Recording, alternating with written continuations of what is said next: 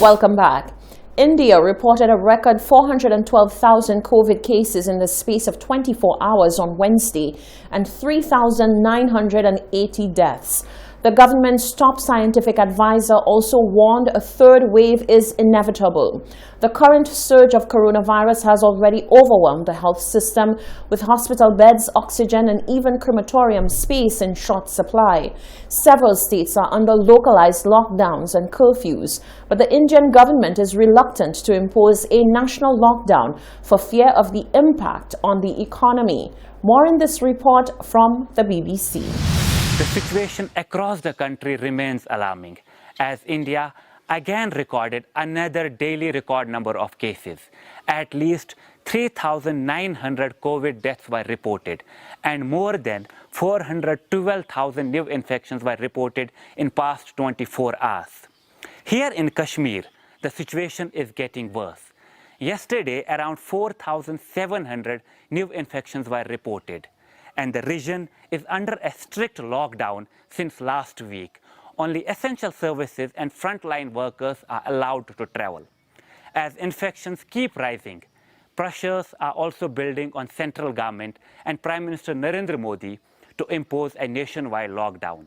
Many states have already imposed a strict lockdown introduced by local authorities. But India is still struggling with the shortage of oxygen and is also running out of hospital beds, which has prompted top Indian courts to intervene. The Allahabad High Court in Uttar Pradesh has said on Tuesday the COVID-19 deaths due to non-supply of oxygen is a criminal act and not less than a genocide. There is a large Chinese rocket that is out of control and set to re-enter Earth's atmosphere this weekend. It has brought about an alarming but not unprecedented situation. Space debris has crashed into Earth on a number of occasions, including last year. The good news is that debris plunging toward Earth while unnerving generally poses very little threat to personal safety. More from CNN. And this is a bit unnerving, especially when you hear words like tracking, watching closely, monitoring, but no exact idea where exactly it is and when exactly it'll come into the Earth's atmosphere and where it's ultimately going to end up. I mean, that's the frustrating part of all of this.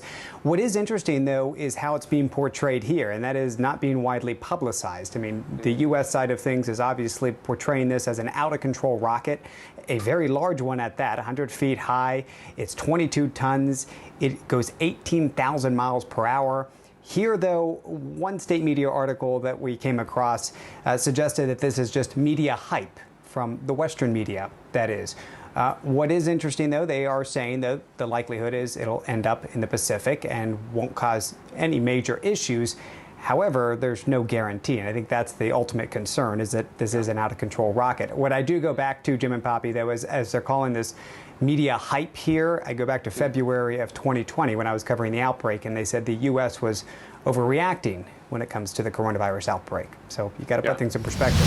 The situation has fueled fresh concerns about space debris, uncontrolled re-entry, and what precautions might need to be taken, if any.